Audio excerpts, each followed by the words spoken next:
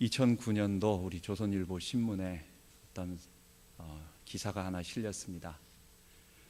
그때는 한미 군사 합동 훈련을 할 때였는데 미국의 아주 최신의 이지즈 구축함이 부산항에 정박했다라는 것이었습니다. 그 이지즈함이라고 하는 것은 아마 한 300명 정도의 군인을 태우고, 그리고 거의 그 배 가격만 해도 한 2조, 3조 이상 되는 엄청난 무기이면서 최신의 전투함으로는 최신인 것입니다. 그런데 그 이지즈함의 함장이 바로 한국 사람이었다는 것, 그러면서 그 사람에 대한 이야기가 쭉 나왔어요. 그런데 제가 그것에 대해서 보면서 제 마음속에 딱 느낀 것은 그 함장의 나이가 거기에 이렇게 보니까 42살이더라고요.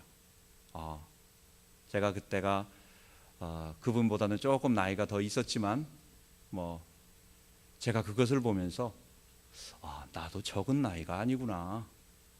나도 내가 지금 그렇게 적은 나이가 아니라는 것을 그때 내 마음속에 크게 느낀 때가 있었습니다. 다윗이 30의 왕이 되고 저 밑에 헤브론에서 7년 6개월을 다스리고 한 38쯤에 예루살렘을 정복해서 예루살렘에 성을 쌓고 언약궤를 가지고 오고, 그리고 주변을 정리해가 나가는 가운데 아마 40대 초반, 아무리 길어도 40대 중반은 안 넘어갔을 것입니다. 건장하고 전쟁에서 단련된 건강한 육체가 있고, 그리고 하는 것마다 성공하던 이 자신만만한 다윗, 뭐든지 할 수 있겠다, 하나님이 문을 여는 것마다 다 잘 되게 만드시고 또 되게 만드시고 이기게 만드셨던 그 다윗이 자신감이 넘치는 거예요. 이 다윗이 마지막 전쟁 그 암몬을 정복하다가, 그때는 자기 스스로 안 가도 자기 군대를 보내도 충분히 이길만 하기 때문에 보내고 나서 그 나태한 마음, 그 방심하는 마음, 그 마음 속에 밧세바의 사건이 벌어지게 된 것입니다.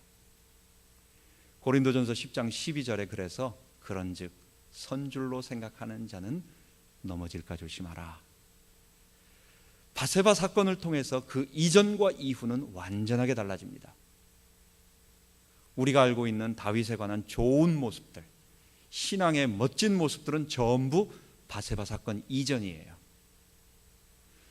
밧세바 사건 이후부터는 다윗은 그 공세적이고 그리고 하나님의 나라를 확장해 나가고 했던 모든 것에서 바뀌어서 이제는 수세적으로 바뀝니다. 그래서 집안에서 일어나는 일들을 해결하느라 전전긍긍하게 됩니다. 여러분, 우리가 그래서 선줄로 생각하는 자, 하나님께서 은혜를 주셔서 뭔가 일을 할 수 있을 때에, 하나님이 큰 은혜를 주셨을 때에 겸손하게 더욱 내가 죄인임을 알고 하나님 앞에 서야 되겠습니다. 겸손하게 서야 되겠습니다. 하나님은 다윗을 사랑하셨습니다. 정말 그렇게 사랑한 사람이 없었어요. 그런데 하나님은 다윗이 저지른 그 죄를 징벌하셔야만 했습니다. 왜냐하면 하나님은 공의의 하나님이셨기 때문에, 그가 아무리 하나님의 사랑을 받는 자라 할지라도 그 다윗의 죄를 그대로 두었다가는 모든 세상 사람들이 죄를 짓고 하나님이 그에게 공의를 베푸시려고 하면 다윗은 그래 놓고 왜 나는 벌 주십니까? 라고 말하는 그런 것이 있는 것입니다.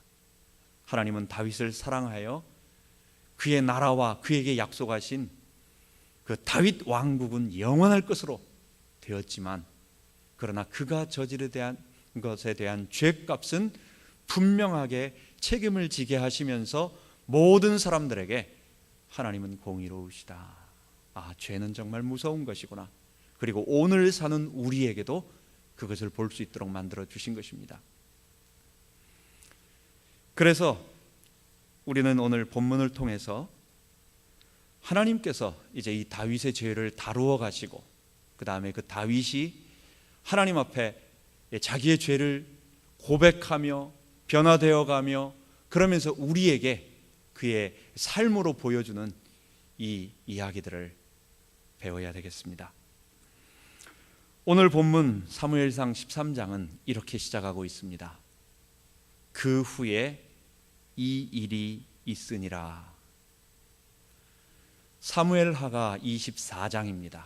24장 가운데 11장의 사건과 12장의 나단의 이야기와 함께 그 다음에 13장부터 20장 이후까지 쭉 뭔 얘기를 기록하려고 하느냐, 이 성경 기자는 우리들에게 무엇을 말해주고 무엇을 얘기하려고 하느냐, 그 후에 이 일이 바로 밧세바 사건과 연관된 다윗 가문에 일어나고 있는 그 재앙들. 하나님께서 나단을 통하셔서 말씀하셨습니다. 내 집에 칼이 끊어지지 아니하고 영령이 떠나지 아니하고 내 가정에 재화가 계속 넘치리라. 하나님이 아무 문제 없는 다윗 가정에 분란을 일으켜 가지고 갑자기 압살롬이 죄짓도록 만드시고 또 범죄하도록 만드시고 또 반역하게 만드시고 가만히 있는 사람을 하나님이 그렇게 만드셨다는 얘기는 아니에요. 이전에는 하나님께서 그런 일이 일어날 수 있는 죄의 본성을 가진 사람들을 하나님이 다 막아주셨어요. 이전에 다윗의 모습을 보십시오. 초창기에 사울의 죽음, 다윗이 죽였습니까? 아니에요. 스스로 전쟁에서 죽은 거예요. 사울의 아들 이스보셋과 아브넬이 나라를 세워서 전쟁을 하는데 아브넬을 전쟁의 포로 싸워서 이긴 것도 아니에요. 스스로 자중질환이 일어나서 아브넬이 항복하고 온 거예요. 이스보셋은 자기가 죽였습니까? 아니에요. 어느 날 갑자기 그 밑에 사람들이 반역을 해서 결국은 다윗은 자기 손 하나 안 돼도 여러 가지 일들이 저절로 다윗은 악한 명성, 사람들에게 어떤 나쁜 소리 듣지 않아도 다 될 정도로 저절로 하나님이 문을 막 열어주셨어요. 다윗이 잘못 저지를 큰 사건 하나 벌일 뻔했습니다. 아비가일 문제로 인해서 그 나발로 인하여 분노로 인하여 그 집안의 남자들을 모두 멸해버릴 그 직전까지 갔어요. 근데 하나님이 막아주셔가지고요, 그 아비가일이 말함으로 말미암아 그 분노를 싹 씻음으로 결국은 자기에게 있을 치명적인 오명까지 다 해결이 됐어요. 여러분, 뭘 말하는 겁니까? 이전의 다윗과 이후의 다윗은 똑같고 그 가정도 똑같고 그들의 죄에 있는 모든 것 똑같지만 이전에는 하나님이 은혜를 주셔서 범죄가 일어나지 않도록 많은 부분들을 막아주시고 은혜를 주셨지만 그 이후부터는 하나님께서 죄의 무서움을 알려주시기 위하여 은혜를 거두시고 그 가정에서 일이 일어나는 것들, 죄의 본성들이 일어나는 것들을 막지 아니하시고 그대로 두심으로 말미암아 그 죄의 값을 받게 하셨다는 것입니다. 오늘은 다윗이 그래서 밧세바 사건 이후에 벌어지는 두 가지 사건과 사실은 다음 주에 말할 사실은 이 반역이 더 큰 것입니다. 그런데 그 전 단계가 되는 아주 가문의 수치스러운 일, 그 두 사건과 함께 또 그것에 대한 그 죄에 대한 중요성과 그리고 자기를 과신하는 그 과신했던 이 다윗에게 주는 말씀을 우리가 오늘의 말씀으로 배워야 되겠습니다. 오늘 13장에 보면 이제 다윗의 장남이 있었는데 그 이름은 암논이었습니다. 여러분, 어느 집이나 장남은 좀 특별한 위치에서 태어납니다. 부모가 처음 아이를 갖기 때문에 그 아이에 대한 것이 신비하고 그 다음에 자기의 어떤 기대와 소망과 사랑 모든 것이 그 개인이라기보다는 그 첫 번째 아들의 위치가 그런 것입니다. 저 같은 경우도 여러분들은 어떠신지 모르겠는데 아이가 태어나자마자 카메라를 샀어요. 그래가지고 그때 자동 카메라로 애 사진을 얼마나 많이 찍었는지 모릅니다. 독사진 찍고 100일 때 찍고 스냅 사진 찍고 온갖 사진 찍었는데 둘째가 태어날 때는 그 사진의 반이 됩니다. 그리고 찍은 것도 첫째하고 같이 찍은 거가 많고 둘째 아들 독사진은 거의 없어요. 셋째는 얘기 안 하겠습니다. 이거는 뭐냐? 첫째 아들, 그 아이 자체라기보다는 그 첫째가 갖고 있는 어느 집마다 다 어떤 특징이 아니겠느냐. 그 부모의 마음과 그 하나님께서 첫째로 아들을 주셨을 때 그 기대감과 그런 것이 아니었겠느냐라는 생각이 듭니다. 암논도 다윗 가정에서 하나님이 주신 선물로 장자로 태어났습니다. 그 아버지가 광야에서 전쟁을 하고 또 사울의 그 모든 것을 피해 다니면서 얻은 그 장남에 대한 기대와 어떤 사랑은 아마 독특했을 것이에요. 그런데 이 장남이 영 별 볼 일이 없는 그렇게 쓸만한 사람이 아니었어요. 오늘 읽은 본문은 참 부끄러운 본문이고 그냥 오늘 별로 읽고 싶지도 않고 그랬지만 그래도 한 번은 읽어야 되겠다 해서 본문을 다 읽었습니다. 이게 남자가 어떤 나라를 위하여, 국가를 위하여, 아니면 큰 어떤 비전을 향하여 어떤 치고받고 싸우고 준비하고 어디 나가서 깨지고 들어오고 상처나고 들어오고 이런 게 아니고, 아니 자기 여동생에 대한 어떤 마음, 여기는 연애하는 마음이라고 건전하게 표현했지만 사실은 따지고 보면 건 연애와 사랑의 감정이 아니에요. 그것은 속에서 불같이 타오르는 그 정욕에 관한, 자기의 본능의 어떠한 욕정에 관한 그 부분이 불같이 타올라서, 여러분 모든 남자가 다 그런 건 아닙니다. 대부분의 사람들의 마음속에 그런 것이 있을 수는 있지만 그것이 어느 정도 컨트롤이 되고 지나가고 억제가 되는데, 이 다윗의 가장 면류관이고 다윗이 가장 기대하고 첫째 아들로서 말은 안 하지만 그 당시에 왕이 된다면 후계자가 될 수 있는 이 아들이 영 별 볼 일 없는 사람이에요. 암논은 자기의 여동생 배다른 어머니가 여럿이 있었습니다. 여러 명 중에서 그때 셋째 압살롬의 여동생이 되는 이 다말을 심히 어떤 여동생으로서의 인격적으로 사랑한다든지 아니면 돌봐준다라는 오빠의 마음이라든지 이런 것이 아니라 오직 한 가지, 이 정욕의 대상으로, 성적 욕구의 대상으로, 짐승적인 동물 같은 생각을 갖는 거죠. 그것의 대상으로 바라보기 시작하고 그것을 주체하지 못해서 막 병이 날 정도까지 되어버린 것입니다. 영 별 볼 일 없는 그런 아들이었어요. 그리고 오늘 읽은 본문에 있는 것처럼 이 다말을 아버지를 통해 가지고 이야기를 하게 해서 꾀를 내 가지고 다말을 자기 집으로 불러들인 다음에 그리고 강제로 수치스러운 일을, 욕을 보이게 한 것입니다. 거기서 끝나지 않았어요. 자기의 욕심을 채우고 나니까 이 다말을 그 다음에는 미워하는 마음이 전에 막 그 연애하던 마음보다 더 커진 거예요. 이게 뭡니까 도대체? 그래서 이 다말을 바로 내어 쫓으면서, 부끄럽게 내어 쫓으면서 온갖 수치를 주면서, 그리고 다시는 쳐다보지 않는 그런 일을 바로 이 다윗의 첫째 아들 장남이 저지르게 된 것입니다. 다윗은 이 암논을 벌하지 못했습니다. 아니, 벌하지 않았습니다. 그리고 벌하지 못했습니다.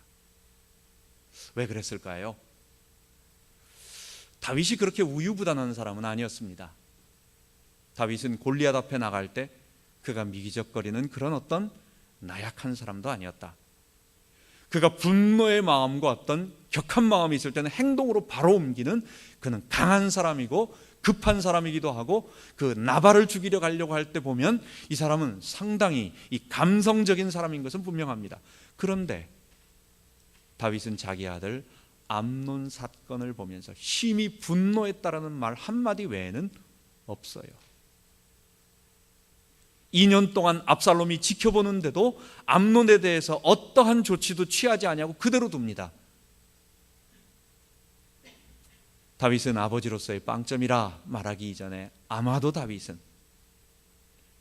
암논이 저지른 사건을 보면서, 그 부끄러운 사건을 보면서 이전에 아버지였던 자기가 밧세바를 부끄럽게 했던, 그리고 더 나아가서 그 우리아를 죽였던 그 모든 것이 바로 자기가 가장 기대하고 사랑하는 자기의 면류관인 첫 번째 아들에게 그대로 반복되는 모습을 보면서 아들에게 말할 수가 없고 부끄러워하며 여러 가지의 감정이 있어서 아마 암논을 벌하지 아니했고 어쩌면 벌하지 못하지 않았나 하는 이런 생각도 드는 것입니다. 결국 다윗 가정에 다윗이 저지른 그 범죄가 똑같이 자기 아들을 통해서 자기 딸에게 이루어지는 부끄러운 일이 일어남을 그대로 두는 이것은 다윗 가정의 수치이고 부끄러운 일이고 다윗의 사랑하는 딸 다말의 평생 아픈 상처가 되겠지만, 사실 성경 기자는 이것보다도 이것으로부터 촉발되어진 압살롬의 반역, 그것을 더 크게 기록하는 것입니다. 이것은 이후에 다가올 압살롬의 반역, 이것 때문에 시작된 것입니다. 이것 때문에 시작된 압살롬의 반역에 비한다면 그건 아무것도 아니었어요. 다윗이 암논에 대해서 이런 미온적인 태도를 취하게 된 것은 압살롬에게 분노를 일으킵니다.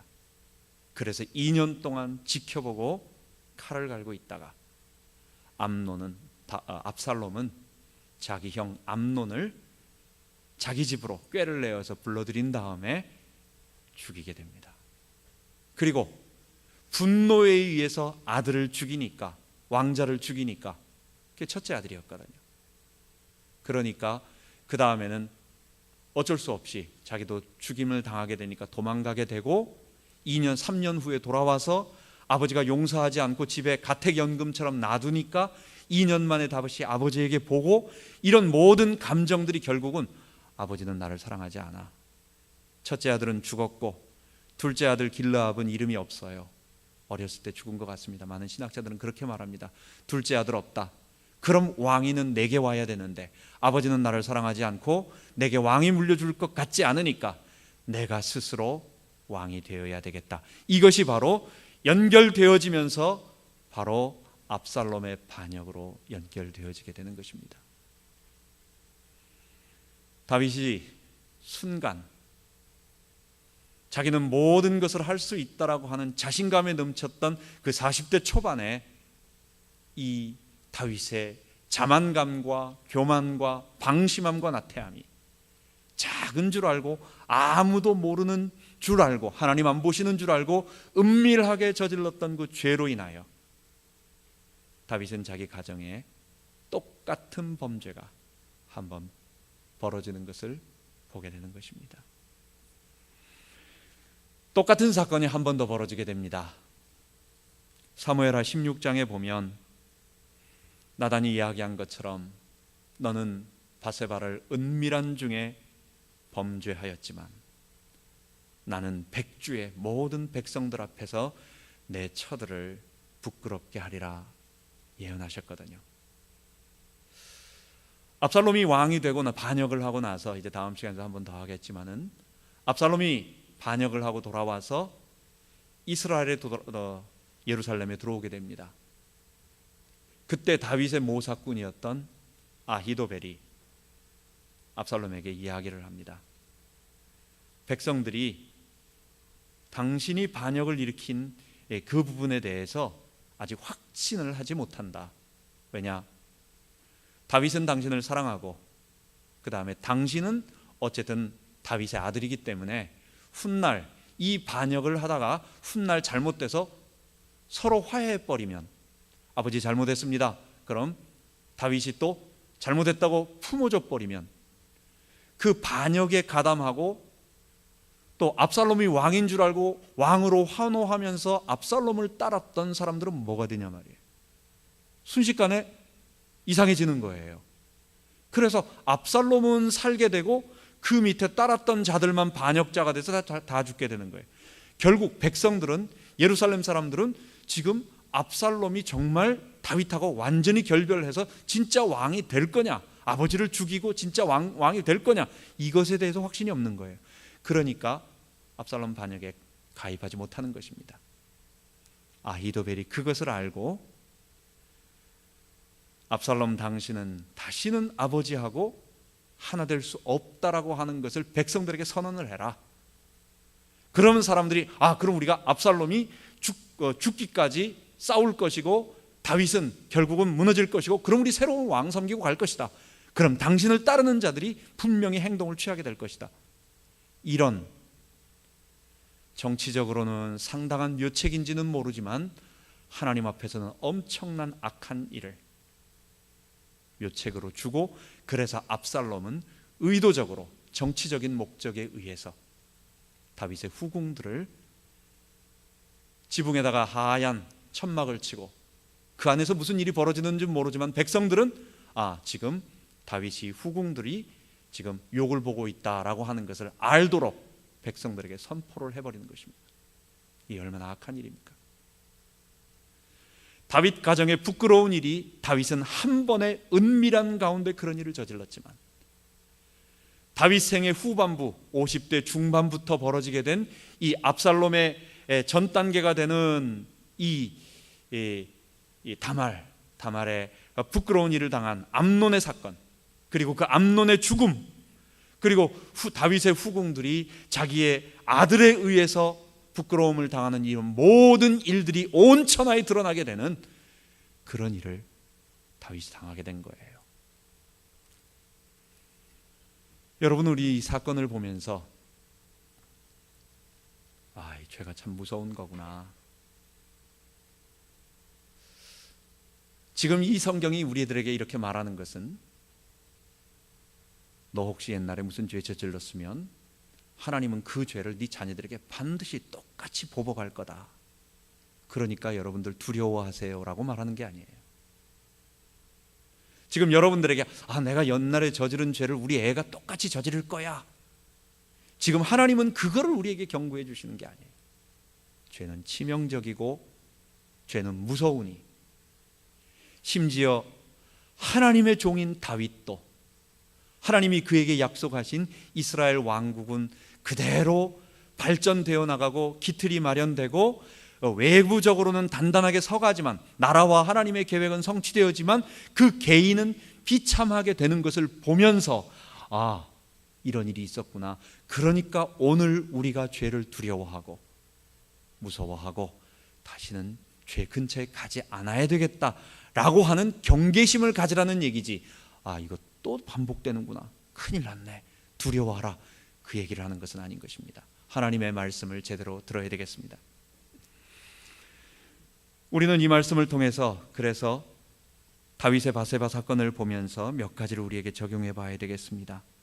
그것은 첫 번째, 죄의 세력은 내가 이길 만큼 그렇게 가벼운 상대가 아니라는 것을 알아야 되겠습니다. 성경 이야기는 사실은 이 죄에 관한 가르침입니다.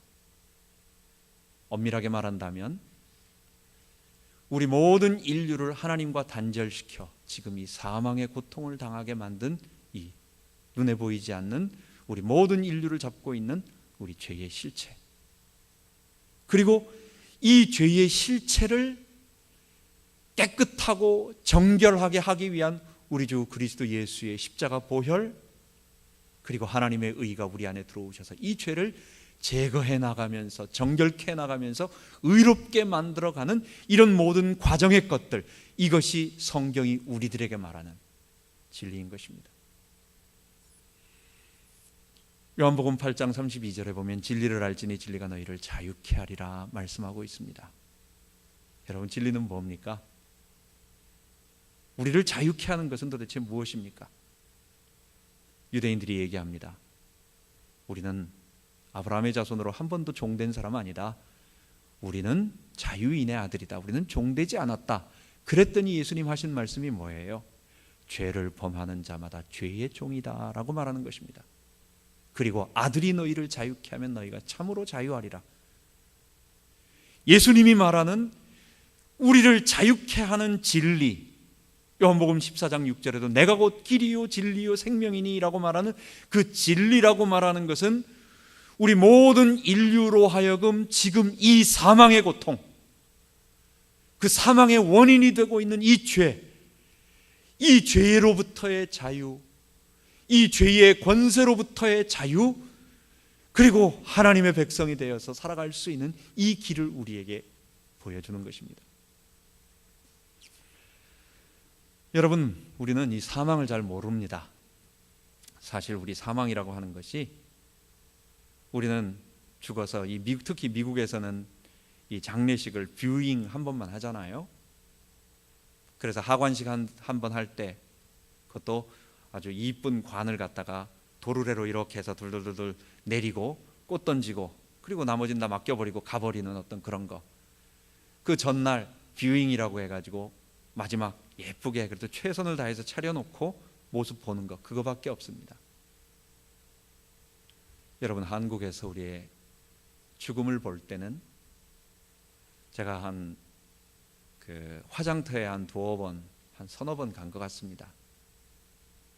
불과 3일 전에 보았던 그 건강한 최고의 사람이 죽고 나서 2, 3일 어영뚱땅 눈물 흘리다가 그 다음에 화장터에 가서 크리메이션 화장을 하게 되면 작은 뼈들은 다 없어져요. 다 타고 가루가 돼서 없어져 버리고 큰 뼈들, 완전히 바짝 말라가지고 남은 이 큰 뼈들만 얼마 정도 남아서 그냥 거기 그만큼 남아있는 거예요. 여러분, 죽음이라고 하는 것, 우리는 생각할 때 그것만 보고, 그래서 성경은 잔치집에 가는 것보다 초상집에 가는 것이 지혜롭다고. 왜냐? 인생의 결국을 알기 때문에, 오늘의 우리의 실제 모습을 알고 겸손해지기 때문에 잔치집보다는 초상집에 가는 것이 낫다라고 얘기를 하는 것입니다. 사람들은 그래서 죽음은 멀리 있나 보다 생각하지만 성경은 그렇게 얘기하지 않습니다. 우리가 살아가는 동안 얼마나 큰 어려움들, 평생을 창세기 3장 말하는 것처럼 극심한 고통 속에서 수고해야 겨우 먹을 것을 얻게 되는지 몰라요. 우리 보통 미국에 오신 분들 처음에 정착하는 과정에 2잡, 3잡까지 뛰지 않는 사람이 없습니다. 그것을 위해서 밤늦게까지, 밤이 늦도록 온갖 어려움을 겪으면서 겨우 생활할 수 있는 그 돈을 벌고, 이제 조금 한숨 돌린 사람들은 다음 얘기를 합니다. 사람 관계 속에서 힘들다는 거예요. 사람 관계가 얼마나 어렵고 어려운지. 가만히 있어도 우리는 조금 있으면은 우리 생애에 내가 알지 못하는 질병, 사건, 사고들이 우리에게 찾아옵니다. 가만히 있어도요, 우리는요, 몸의 노화, 정신적인 고통, 그리고 우리는 결국은 육체와 썩음을 당하는, 성경은 우리가 살고 있는 이 모든 모습들을 한마디로 뭐라고 말하느냐? 이게 바로 사망의 그늘, 이게 죽음의 그림자, 이 모든 것이 우리가 지금 죽음의 바이러스, 표현하자면 저기 아프리카 어디에 지금 에볼라 바이러스가 창궐한다고 말하잖아요. 우리 인생은 지금 살아있는 것 같지만 우리 속에 죽음의 바이러스가 들어서 이것이 서서히 우리들에게 나타나고 있는 이 모든 것들, 사람과의 관계 단절, 육체의 극심한 고통, 알 수 없는 질병, 사건, 사고, 그리고 노화, 육체의 썩음과 해체, 맨 마지막에 하나님의 심판, 모든 것을 통틀어 이것을 죽음이라고 말하고, 이 죽음은 죄 때문에 왔다고 얘기하는 것입니다.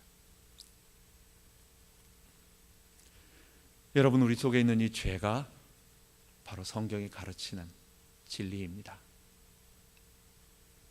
참, 한 3,500년 전 이야기예요.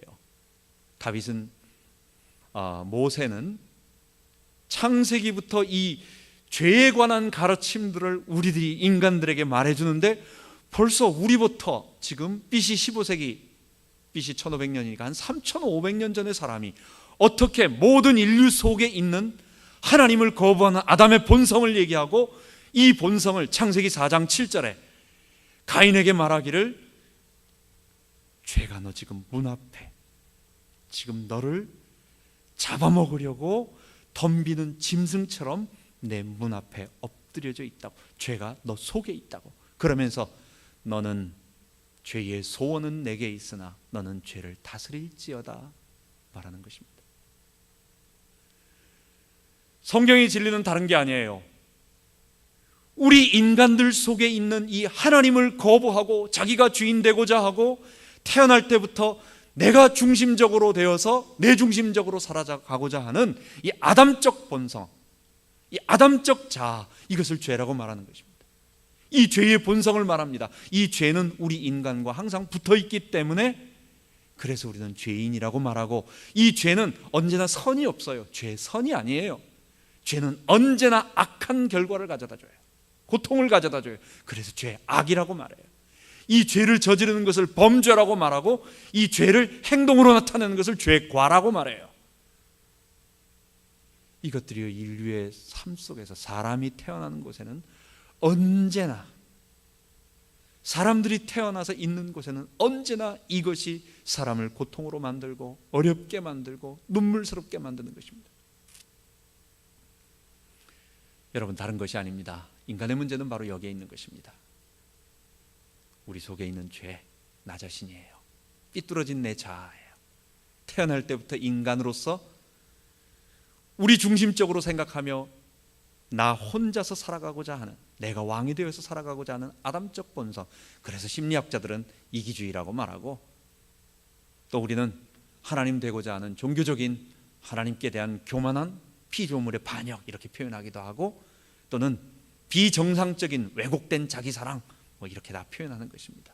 이 죄가 우리 속에 있고, 우리 바깥의 눈에 보이지 않는 사단이 우리를 끊임없이 유혹하고 참소하고 위협함으로 말미암아 우리 인간은 죄의 욕구가 올라오고, 외부에서 어떤 자극이 올 때, 또는 내 내면적으로 갑자기 생각이 떠오를 때 죄의 욕구가 그것을 지배하고, 그리고 사단은 우리를 계속 유혹함으로 말미암아 우리는 사망의 고통 속으로, 사망의 형벌을 계속 당하게 되는 것입니다. 성경은 우리들에게 여기서 해결되고 구원받는 길을 말해주고 있어요. 바울이 돌아다니면서 그냥 예수 믿으면 복 받습니다, 예수 안 믿어도 그러면 세상 사람들이 생각하는 복 받은 사람 많이 있어요.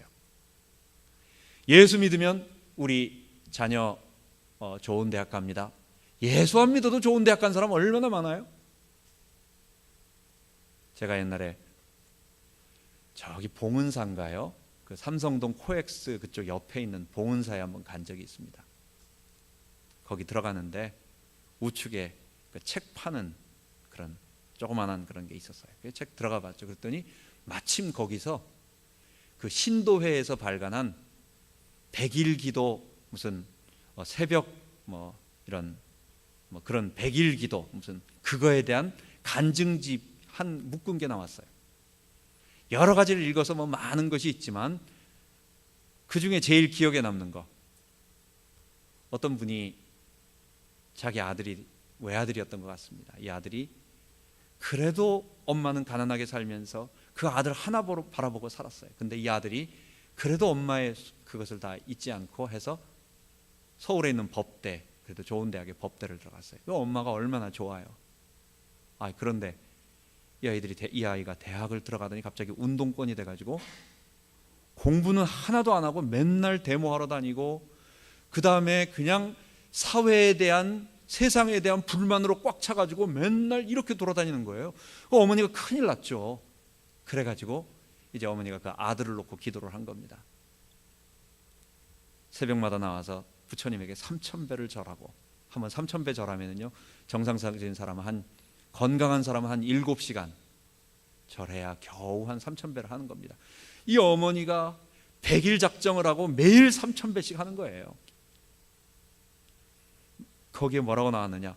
마지막 날 자기가 너무 지쳐가지고 떨어져 있는데 아들이 밖에 나갔다가 돌아오면서 갑자기 자기를 보더니 눈물을 펑펑 쏟으면서 엄마가 이렇게 그냥 나를 위해서 기도하고 있는데 내가 지금 뭐 하고 있는지 모르겠다고. 그러더니 정신 차려서 열심히 공부해가지고 법관 됐대요. 제가 뭘 얘기하려고 이렇게 우리 보살님들의 간증을 얘기합니까? 우리가 출세하고 병 낫고 우리가 돈 많이 벌고 하는 어떤 기도 응답이든지 이런 것들은요, 예수 안 믿어도 얼마든지 받을 수 있어요. 뭐가 진리입니까? 뭐가 우리를 구원하는 것입니까? 뭐가 우리를 자유케 하는 것입니까?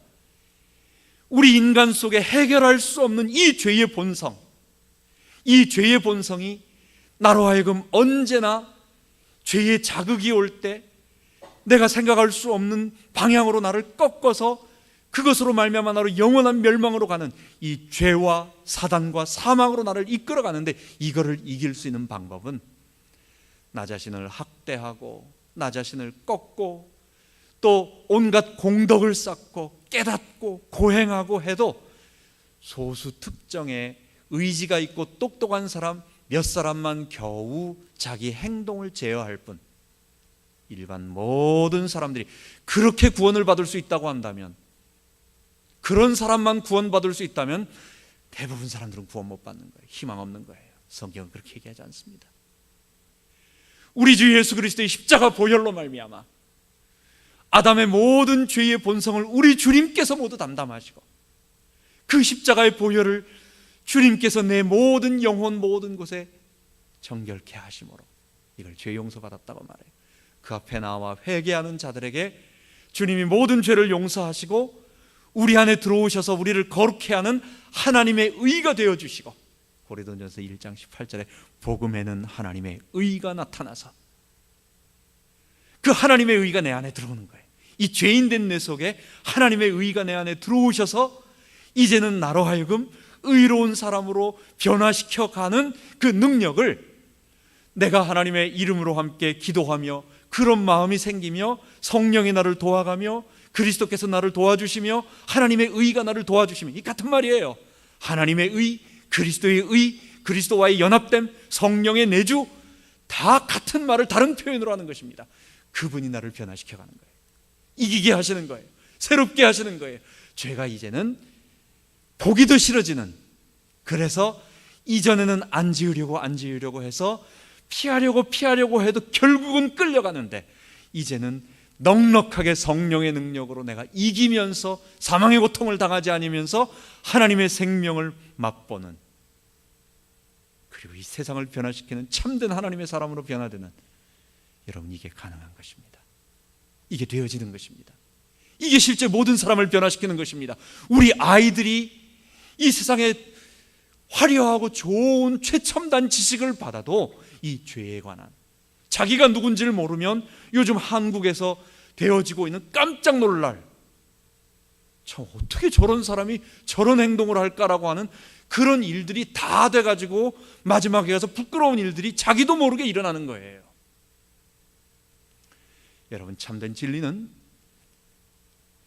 예수 그리스도의 십자가로 우리의 모든 죄를 사하시고 그리스도의 의와 함께 하셔서 내 죄를 이기고 내 바깥에 사단을 이기게 하시고 결국은 무덤 권세를 이기시고 부활하셔서 우리에게 죄와 사망, 사단을 이기게 하시는 이 예수 그리스도의 보혈을 받는 것입니다. 이게 참된 진리인 것입니다. 마지막으로 죄의 세력을 모르고 자기를 과신한 다윗을 바라보면서 우리가 우리 자신에게 다시 한번 다짐을 해야 되겠습니다. 죄는 반드시 사망의 무서운 결과가 있다는 것을 알고 우리는 공포를 가지란 말도 아니고, 여러분 이전에 지은 죄, 우리 부모가 옛날에 그랬는데, 여러분 하나님께서는 우리의 모든 죄를 깨끗하게 도말하셨다고 말씀하셨어요. 부모의 죄를 자식에게 갚지 않습니다. 성경의 이 이야기는 우리들에게 모범이 되기 위한, 하나님께서는 이 죄를 싫어하신다라고 하는 어떤 증표와 성경의 이야기로 존재하는 것이지 오늘 우리 부모의 죄가 내게 똑같이 반복된다라고 두려워하라는 얘기를 가르치는 것은 아니에요. 그러나 아직 내가 죄에 가까이 하지 않았다고 한다면 죄에 대한 호기심도 갖지 마세요. 그 근처에도 우리가 모르고는 잠깐 가볼 수는 있지만 절대로 안 가는 것이 중요하다라고 하는 것을 우리가 잊지 말아야 되겠습니다.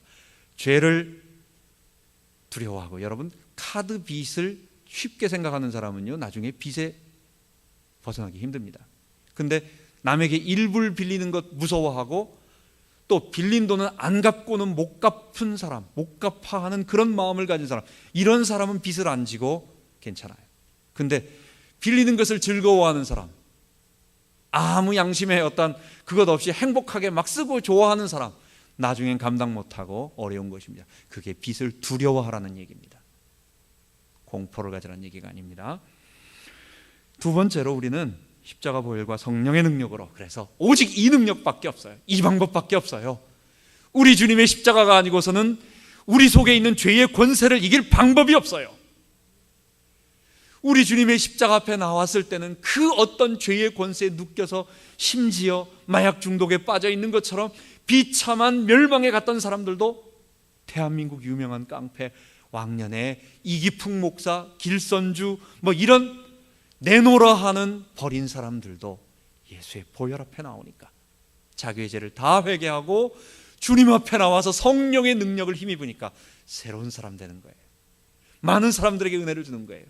이전에 어떤 일이 있어 할지라도 여러분 그거에 붙잡히지 말고 우리 주님 앞에 나와서, 우리 주님의 십자가 앞에 나와서, 이전엔 내가 내 죄의 본성을 이기지 못한, 그건 당연한 거예요. 내가 어떻게 이깁니까? 이길 수 없는 부분 주님이 주님 앞에 다 회개하고 이제는 성령의 능력을 힘입어서 예수 앞에 나오세요. 붙잡고 싸웁시다. 우리 주님 의지하고 싸웁시다. 성령의 능력으로 싸웁시다. 마지막으로 세 번째는 주님께서 우리에게 이런 사람들에게 의의 면류관, 바울이 내가 선한 싸움을 싸우고 나의 달려갈 길을 마쳤으니 의의 면류관이 예비되어 있다고 말합니다. 주님은 칭찬받는 두 교회 중에 궁핍과 환난 가운데서도 믿음을 지키면서 끝까지 복음을 사랑하며 환난을 이겨냈던 이 서머나 교회에는 내가 죽도록 충성하라, 그리하면 내가 생명의 면류관을 내게 주리라 말씀하셨어요. 여러분, 우리에게 주님께서 마지막에 생명의 면류관, 의의 면류관, 썩지 아니하는 우리에게 주실 상급들이 있다는 것을 보게 될 것입니다. 우리 주님께서 이 땅에서 이 복음을 위하여 치열하게 죄와 싸우고, 그리고 이 죄의 세력 나만 싸운 것이 아니라 이것을 외부에 있는 많은 이 사람들을 건져내기 위하여 믿음의 길을 달려갔던 하나님의 사람들, 복음을 사랑하는 사람들에게 주실 의의 면류관, 생명의 면류관, 온갖 것들이 얼마나 클까요?